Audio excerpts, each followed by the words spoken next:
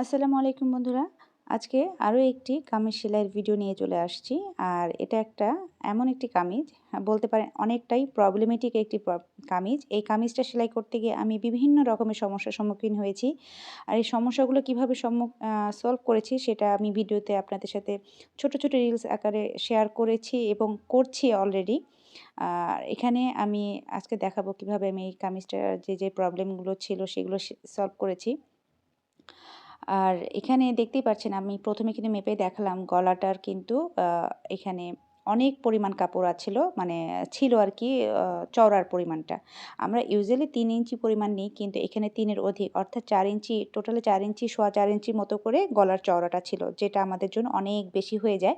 তা আমি এখানে যেহেতু আমার প্রত্যেকটা ক্লায়েন্টকেই ৩.৫ ইঞ্চি পরিমাণ গলার চওড়াও দিয়ে থাকি, তো সেই অনুযায়ী আমি এখানে গলার চওড়াটা ৪.৫ ইঞ্চিতে আমি দাগ দিয়ে ৩.৫ ইঞ্চিতে দাগ দিয়ে আমি যে বাড়তি কাপড়টা গেছে এটাকে আমি একটু সেলাই করে নিলাম। আর এই সেলাইটা কিন্তু আমি আমার গলার লম্বা অনুযায়ী অতটুকুই রেখেছি, হ্যাঁ?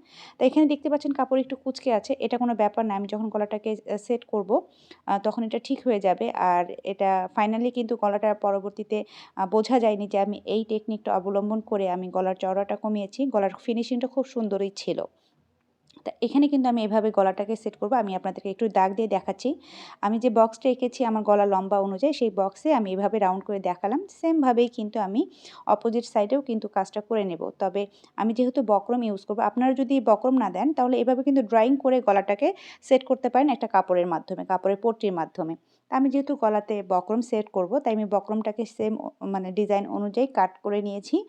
আর বক্রম কীভাবে কাট করতে হয় এটা নিয়ে কিন্তু আমার পেজে এবং চ্যানেলে অনেক ভিডিও দেওয়া আছে। আপনারা চাইলে একটু ভিজিট করে দেখতে পারেন। আরও অনেক টাইপের, অনেক ধরনের অনেক টিপস এবং ট্রিক্স সংক্রান্ত ভিডিও পেয়ে যাবেন। আমি এখন এই গলাটাকে সুন্দর করে কাট করে নিচ্ছি বাড়তি কাপড়টুকুকে। আর এই কাপড়টাকে মুড়িয়ে আমি বক্রমের সাথে সেট করে নিচ্ছি। আমি যেহেতু বক্রম সেট করব তাই আমি এই স্টেপটা নিচ্ছি। আপনারা যদি সরাসরি কাপড় দিয়ে গলাটার লাগাতে চান তাও কিন্তু করতে পারবেন। ফিনিশিং সেমই থাকবে। আচ্ছা, এখন এই কাপড়টাকে আমি ২ বার মানে ভাঁজ করে নিয়ে মাঝখানে মিডল পয়েন্টে বের করলাম। মিডল পয়েন্ট বের করে নিয়ে কামিজের গলার সাথে আমি বক্রমের গলার মিডল পয়েন্ট সেট করে আমি গলাটাকে সেলাই করে নিচ্ছি। এখানে বক্রমটাকে সেট করে নিচ্ছি, তবে বক্রমের ওপরে কিন্তু সেলাইটা দেওয়া যাবে না। বক্রমের সাইড ঘেঁষে সেলাইটা দেব। আর এখানে সামান্য পরিমাণ মার্জিনে কাপড় রেখে কাপড়টাকে কাট করে ফেললাম। আর রাউন্ড অংশগুলোতে ছোট, ছোট করে কাট লাগাচ্ছি, যাতে এই যে আমি কাপড়টাকে যখন মুড়িয়ে নেব খুব সুন্দরভাবে যাতে মুড়ে নিতে পারি। কাপড়টাকে উল্টিয়ে নিয়ে আমি একটি চাপ সেলাই দিচ্ছি, আর চাপ সেলাইটা কিন্তু গলার পট্টির উপরে বসিয়ে দিচ্ছি। এই যে দেখুন আমার গলাটা কিন্তু সেলাই করা হয়ে গেছে। আর এখানে কিন্তু কোনো কাপড় কুঁচকেও নাই। আর যখন কাপড়টা ফাইনাল রেডি হয়ে গিয়েছিল তখনও কিন্তু গলার মার্জিনের চওড়ার যে এত বেশি ছিল সেটাও কিন্তু বোঝা যাচ্ছিল না।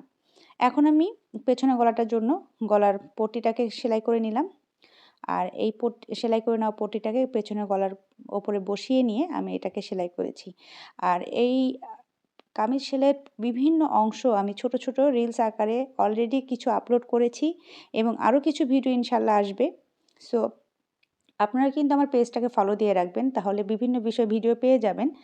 আর ইদানিং আমি একটু রেগুলারিটি মেইনটেইন কম করছি।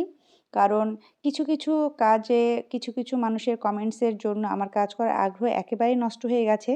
তারপরও দেখা যায় যে পেজের প্রতি ভালোবাসা, কাজের প্রতি ভালোবাসার কারণে আবারও ছোট, ছোট করে কিছু, কিছু ভিডিও তৈরি করছি, আবার দিচ্ছি। তাই যারা আমাকে রেগুলার ফলো করেন তারা কিন্তু আমাকে প্রায় কমেন্ট করছেন বা দেখা যাচ্ছে ইনবক্সে জানাচ্ছেন যে কেন মানে আমি ভিডিও দিচ্ছি না, নতুন ভিডিও দিচ্ছি না। যারা আমার আমার মানে আমার খোঁজ রাখছেন বা আমার কাছে প্রশ্ন করছেন কেন করছি না বা আমার খোঁজ খবর নিচ্ছেন, আপনাদের কাছে আমি আসলেই অত্যন্ত কৃতজ্ঞ এবং খুবই, খুবই ধন্যবাদ আপনাদেরকে আমার কাজের প্রতি এই ভালোবাসা দেখানোর জন্য। তো যাই হোক, আমি আসলেই আন্তরিকভাবে অত্যন্ত, অত্যন্ত আ দুঃখিত যে আমি কাজ করতে পারছি না বা কাজ করছি না। অ্যাকচুয়ালি কিছু, কিছু মানুষের এমন কিছু, কিছু মন্তব্য আমি দেখেছি যেটা আমার কাছে আসলে খারাপ লেগেছে।